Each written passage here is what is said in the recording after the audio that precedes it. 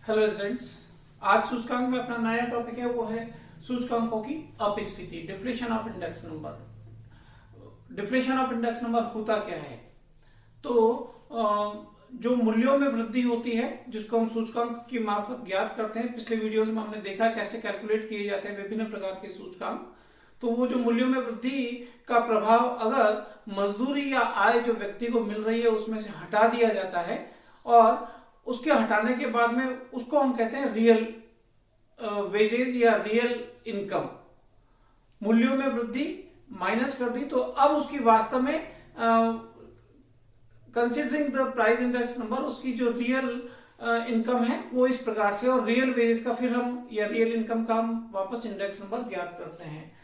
उससे हमें ये पता चलता है कि उसकी परचेजिंग पावर थी वो कितनी थी उस वर्ष की तुलना में, जिस वर्ष के आधार पर हम सारी कैलकुलेशंस कर रहे हैं। तो रियल इनकम कैलकुलेट करने का सूत्र है, यहाँ पे रियल इनकम या रियल वेजेस कुछ भी हो सकता है, जो भी प्रश्न में दे रखा हो।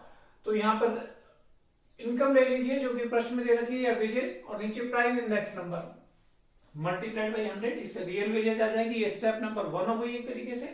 फिर index number of real income, ये जो रियल इनकम की सीरीज बन जाएगी आपके पास में, उसका इंडेक्स नंबर अपन निकालेंगे। इसी को अपस्फीतिक सूचकांक भी कहते हैं, डिफ्लेटेड इंडेक्स नंबर भी इसी को कहते हैं। Real income of current year, जो इस वर्ष है उसकी रियल इनकम, और real income of base year, किसी एक वर्ष को प्रश्न में अगर कहा है तो उसको, और नहीं तो सबसे पहले वाले वर्ष को बेस ईयर मान के उसके वैल्यू को यहाँ पे हर बार फार्मूले में रखते जाइए और मल्टीप्लाइड बाई 100, तो ये index number of real income आ जाएगा। अगर प्रश्न में रियल इनकम या इनकम नहीं दे रखी हो और सीधे ही आपको दे रखे हो index number of income, index number of wages of, तो फिर ऐसी स्थिति में यहाँ पे सूत्र में आप जो लेंगे वो index number of income of current year ऊपर यहाँ पर ले लेंगे। इस बात को सूत्र में परिवर्तन ये अपन कर लेंगे। अगर प्रश्न में इनकम और नहीं दे रखी हो और उसकी जगह पे दे रखे हो इंडेक्स नंबर ऑफ इनकम, ठीक है। एक सवाल में लेता हूं, ये प्रश्न अपने को दे रखा है, ईयर है 2011 से लेके 2019 तक।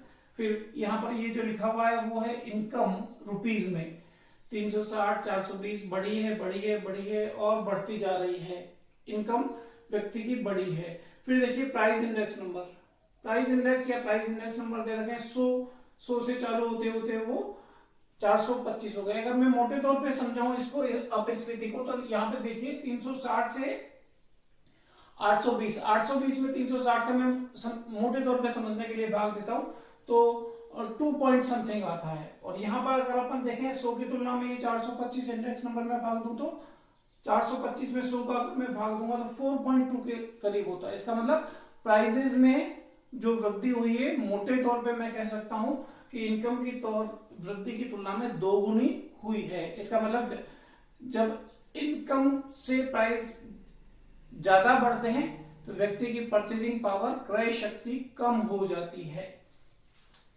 सूत्र यहां पर रख लीजिए, ये इंडेक्स नंबर निकालना है अपने को। पहले रियल इनकम, अगर मैं इसको ये कह दूं तो ये सबसे पहले यहां पर करना ये है कि भाग लगाना है 420 दूसरे वाले वर्ष में, 420 में 104 का, ऐसे ही 500 में 115 का, 550 में 160 का। इस प्रकार से आप इनकम में प्राइस इंडेक्स नंबर का भाग लगाएंगे तो रियल इनकम आ जाएगी। मल्टीप्लाइड हर बार 100 से करते चले जाना है, तो ये सीरीज आपके पास में बन जाएगी रियल इनकम की 360, 404, 435 और इसी प्रकार से लास्ट में 193। फिर दूसरा सूत्र है index number of real income. ये जो रियल इनकम आ गए इस तरीके से, इनकम में प्राइस इंडेक्स का भाग देके 100 से गुना, इस सूत्र से ये जो आ गए, अब अपने को इनके लिए रियल इनकम के लिए इंडेक्स नंबर निकालना। पहले था किसके लिए? इनकम के लिए प्राइस इंडेक्स प्रश्न में दे रखा था। हमने पहले मूल्यों में वृद्धि का प्रभाव हटा दिया इनकम में से और हमने रियल इनकम ज्ञात कर ली, है ना। अब रियल इनकम का इंडेक्स नंबर अपन ज्ञात कर रहे हैं। कैसे करेंगे? कुछ प्रश्न में नहीं दे रखा है तो फर्स्ट ईयर को बेस ईयर मान लीजिए, तो 2011 के वैल्यू को बेस मान लें तो इसका इंडेक्स नंबर क्या हो जाएगा? 100 हो जाएगा। इसके आधार पर बाकी सारे रियल इनकम के इंडेक्स नंबर निकालने हैं। तो 404 में 360 का भाग लगाएंगे, फिर 435 में 360 का भाग लगाएंगे, फिर जब हमारा करंट ईयर बनेगा 2014, तो वैल्यू होगी यहाँ पे 344 और इसमें भाग देंगे 360 का। ये सूत्र हम काम में लेते जा रहे हैं बार बार। Real income of current year 404 upon real income of base year 360 multiplied by 100, ये यहाँ पे मैंने लिखा है संक्षिप्ति में, तो 112.2 आ जाएगा। ऐसे ही इसमें इसका भाग लगाइए, इस वर्ष के लिए 220.8 आ जाएगा। ऐसे ही 344 में 360 का भाग लगाइए और 100 से गुणा कीजिए, 95.6 आ जाएगा। ऐसे ही लास्ट वैल्यू मैंने कैलकुलेट इधर की है 193, इस 193 में 360 का भाग लगाएंगे तो कितना आ जाएगा, 100 से गुणा करने के बाद में 53.6 आ जाएगा। तो ये रियल इनकम इंडेक्स नंबर आ गया। इससे पता क्या चलता है ना, जब हमने ये इंडेक्स नंबर निकाल लिया तो इससे क्या पता चलता है, तो सूचकांकों की जो उपस्थिति होती है वो हमें ये बताती है कि कंज्यूमर की, उपभोक्ता की, व्यक्ति की परचेसिंग पावर कितनी रही। रियल इनकम इंडेक्स नंबर देखिए सबसे ज्यादा कहां है, यहां इस जगह पर। इसका मतलब मैं ये बोल सकता हूं कि 2013 में जो उपभोक्ता की क्रय शक्ति थी, परचेसिंग पावर थी, वो सर्वाधिक थी, मैक्सिमम थी।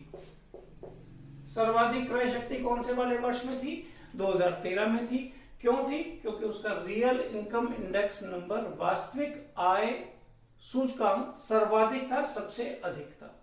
सबसे कम परचेसिंग पावर कब थी, 2011 की तुलना में, जबकि इंडेक्स नंबर 100 था, इसकी तुलना में सबसे कम परचेसिंग पावर कब थी, जो सबसे स्मॉलर वैल्यू है वो है ये 2019 में सबसे कम क्रय शक्ति रही। सबसे कम क्रय शक्ति, उसकी परचेसिंग पावर, उसकी आमदनी तो बढ़ी है लेकिन प्राइसेस की तुलना में काफी कम बढ़ी है, इसलिए उसकी परचेसिंग पावर कम हो गई है। ये अब ये उतनी वस्तुएं नहीं खरीद पाता जितनी कि 2011 में खरीद पाता था। 100 की तुलना में वो, अगर इसको मोटे तौर पे 50 मान लिया जाए तो आधी वस्तुएं ही खरीद पा रहा है, लगभग आधी वस्तुएं ही खरीद पा रहा है। फिर तीसरा प्रश्न इसमें ये बनता है इसके बाद में कि अगर 2019 में भी उसकी क्रय शक्ति उतनी करनी हो जितनी की सर्वाधिक थी, तो सर्वाधिक थी तो कौन सा वर्ष हो गया, 2013, क्योंकि ये सर्वाधिक थी। 2019 में उसकी क्रय शक्ति आधार वर्ष के समान करनी थी, तो दूसरा प्रश्न मान लें, तो 2019 में उसकी क्रय शक्ति कितनी चाहिए, 100 के बराबर चाहिए, है ना। तो जो भी प्रश्न हो उस हिसाब से ध्यान में रखें, वर्ष का सिलेक्शन सबसे पहले उस हिसाब से करें। तो मैं एक प्रश्न ले रहा हूं आगे कैलकुलेशन के लिए कि 2019 में उसकी आय कितनी होनी चाहिए, 2019 में उसकी आय कितनी होनी चाहिए जबकि उसकी क्रय शक्ति कितनी रखें, उसकी क्रय शक्ति उतनी हो जाए जबकि वो सर्वाधिक थी। ये प्रश्न मान ले, तो सर्वाधिक कब थी, 2013 में थी। कितनी थी, 2020.8 थी। वो क्या चाह रहा है, प्रश्न क्या कह रहा है, ये जो यहाँ पर 53.6 है, ये क्रय शक्ति बहुत कम हो गई है, उसको कितना चाहिए, यहाँ पर चाहिए उसको 120.8।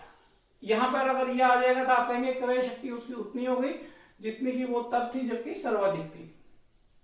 प्रश्न उसका क्या है, अपने को ज्ञात क्या करना है, वो कह रहा है कि उसकी आय कितनी हो, यानी कि 2019 में जो आय 820 थे वो नहीं, उसकी जगह पर कितनी आय उसको दे दी जाए कि उसकी क्रय शक्ति 120.8 हो जाए। तो मैंने नीचे लिखा है ये 2013 वाला एक वर्ष लिया है ये, जबकि ये सर्वाधिक थी।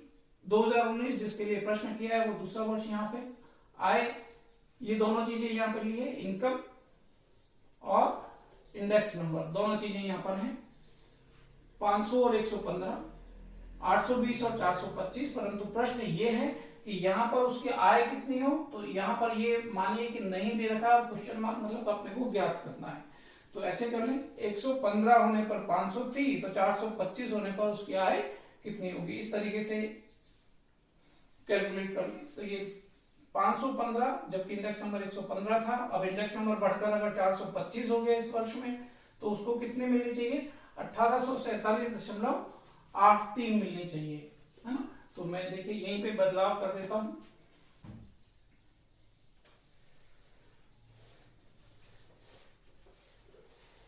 अगर अगर इसके कंटिन्यूशन में ही चले, मैं 2019 को समझाने के लिए यहीं पर ले रहा हूं, आप आगे ले सकते हैं। वहां पर 2019 में यहां पर कितना होना चाहिए, 1847.83। इंडेक्स नंबर कितना है, 425। तो इसकी अगर रियल इनकम कैलकुलेट करेंगे तो क्या करेंगे, इसमें इसका भाग देंगे तो यह आ जाएगा 434.8, और 434.8 में फिर 360 का भाग देंगे, इस कॉलम के रूल लगाएंगे इस वैल्यू पे, और इस कॉलम के रूल लगाएंगे इस वैल्यू के ऊपर, तो ये वापस कितना आ जाएगा, 120.8।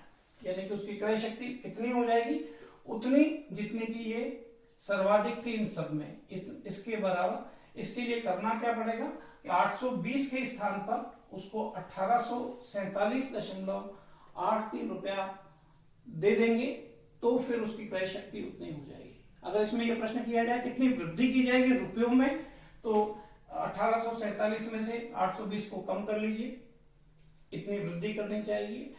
वृद्धि कितने प्रतिशत होनी चाहिए, मान लो ये प्रश्न हो, तो फिर ये जो डिफरेंस आपका आया है इन दोनों का, उसमें 820 का भाग देके इंटू 100 कर लीजिए, इतना प्रतिशत वृद्धि की जानी चाहिए। तो सूचकांकों का जो डिफ्लेशन है, इससे हमें क्रय शक्ति और जो मजदूरी है या इनकम है उसमें संबंध पता करके वास्तव में उसकी क्रय शक्ति को कितनी की जानी चाहिए के लिए आधार मिल जाता है डिफ्लेशन ऑफ इंडेक्स नंबर से। तो जैसे इसमें आपने क्रय शक्ति की बात की, मुझे जो पिछली स्टेप थी उसमें भी क्रय शक्ति थी, अपने डिस्कशन किया था, पर मैं एक छोटा सा एग्जांपल समझाने के लिए यहाँ पे लूं कि अगर एक शहर में जीवन निर्वाह सूचकांक अगर आपको दे रखे हो किसी व्यक्ति के लिए या उस शहर के लोगों के लिए, और अगर वो आइटम्स ऐसे फूड, ये भी प्रश्न अच्छा है जो भी क्रय शक्ति को ही बतलाता है, क्लोथिंग, फ्यूल, रेंट, मिसलेनियस, अगर ये आइटम्स ऑफ कंजम्पशन के वेट प्रश्न में दे रखा हो, जैसे कि 48, 8, 7, 13, 14, यह कंज्यूमर प्राइस इंडेक्स नंबर से रिलेटेड प्रश्न है, परंतु ये भी क्रय शक्ति को ही बतला रहा है। यहाँ पर इंडेक्स नंबर दे रखे हैं, और ये बहुत इंपॉर्टेंट चीज है, मैंने आपको पिछले वीडियो में समझाई थी कि वस्तु के लिए जब इंडेक्स नंबर दे रखे हों तो वास्तव में वो इंडेक्स नंबर नहीं, वास्तव में वो आर या प्राइस रिलेटिव या प्राइस रिलेटिव है ना। वस्तु के लिए अगर दे रखे हों, ये क्लोथ के लिए, फूड के लिए, फ्यूल के लिए, तो ये इंडेक्स नंबर नहीं होते। वास्तव में इंडेक्स नंबर का सूत्र काम में लिया जाता है, लेकिन वो होते हैं क्या, प्राइस रिलेटिव और रिलेटिव। तो आपको इंडेक्स नंबर लिखा हुआ है, लेकिन आप सोचेंगे ये रिलेटिव दे रखे हैं। ये सीरीज में मान लेता हूं कि पीरियड ए और पीरियड बी हो सकता है, 2018 और 19 हो सकता है, ऐसे यहाँ पे लिखा हुआ कुछ भी, तो 110, 120 ऐसे में कुछ वैल्यू एज्यूम कर लेता हूं, 110, 100, 115, मैंने ये कैलकुलेशन की हुई है, उसी को बेस बना रहा हूं मैं, 130, 125, 120, 100, 135, है ना।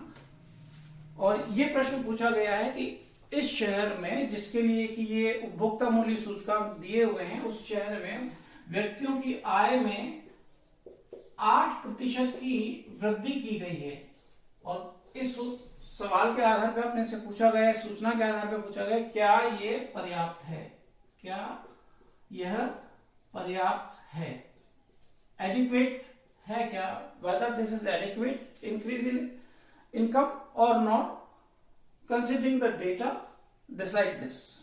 तो हमें ध्यान तो ये रखें कि ये P1 और P0 नहीं है कि आप वेट के लिए, आर के लिए ये सूत्र आप लगाने की सोचे तो नहीं लगाना है। क्यों नहीं लगाना है, क्योंकि ये ऑलरेडी दे रखे हैं। तो इस सूत्र से ये कैलकुलेशन 2018 की भी कर रखी है, 2019 की भी कर रखी है। तो ध्यान रखें, जब आपको दोनों वर्ष की कैलकुलेशंस रिलेटिव्स की दे रखी है, इसका मतलब सूचकांक भी आपको दोनों वर्ष का निकालना है, तो 2018 का भी निकालना है, 2019 का भी निकालना है। क्या निकालेंगे अपन इससे, RW, क्यों, फिर इसका क्या करेंगे हम, योग, समेशन RW, फिर क्या करना है अपने को 2018 का और 2019 का सूचकांक ज्ञात करना है। किस सूत्र से? P01 is equal to summation RW upon summation W से। 100 से गुणा नहीं होता यहाँ पर, है ना, क्योंकि यहाँ पे ऑलरेडी 100 से गुणा होके ये वैल्यू बनी है। तो आप RW निकालें, यानी इन दोनों को गुणा करें, यहाँ पे लिखें, इन दोनों को गुणा करें, यहाँ पे लिखें। ऐसे ही अगर इसके लिए निकाल रहे हैं तो 130 और 48 को गुणा करें और यहाँ पे लिखें। लास्ट एक और बोल देता हूं, 135 और 14 को गुणा करें और यहाँ पे लिखें। ये हो गया क्या? RW, summation RW upon summation W। Summation W यानी कि इसका योग। भाग देखिए, अगर आप ये सूचकांक निकालेंगे तो मैं सीधा वैल्यू लिख रहा हूं, ये आएगा आपका 110.2 और यहाँ पर ये आएगा 125.2। आप कैलकुलेट कीजिएगा इसको, ये दोनों वैल्यू आएंगे। तो हमें अब करना क्या है? प्रश्न क्या पूछा था कि इन सूचनाओं के आधार पर ये बताइए कि क्या ये जो 8% की वृद्धि उस शहर के जिसके ये डेटा हैं उसकी आय में अगर की गई तो क्या ये पर्याप्त है? तो दोनों का आपने क्या किया? इंडेक्स नंबर निकाल लिया, पहले वाले वर्ष का भी और दूसरे वाले वर्ष का भी।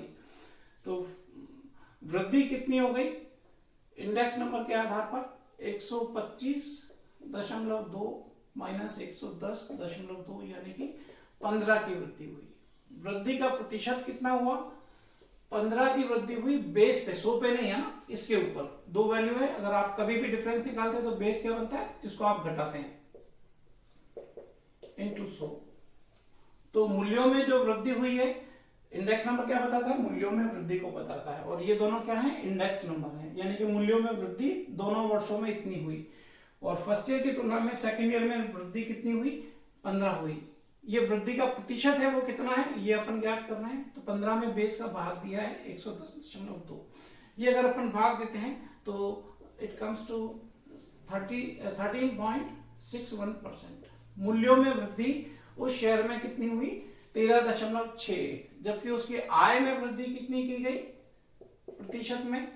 वो की गई केवल 8%। क्या ये पर्याप्त दिख रही है अपने को? तो दोनों की तुलना करें तो बोलेंगे क्या? अपर्याप्त है, इनएडिक्वेट। आय में वृद्धि मूल्यों में वृद्धि की तुलना में इनएडिक्वेट, अपर्याप्त है। कितनी करनी चाहिए? मान लो ये प्रश्न पूछा, कितनी और करनी चाहिए?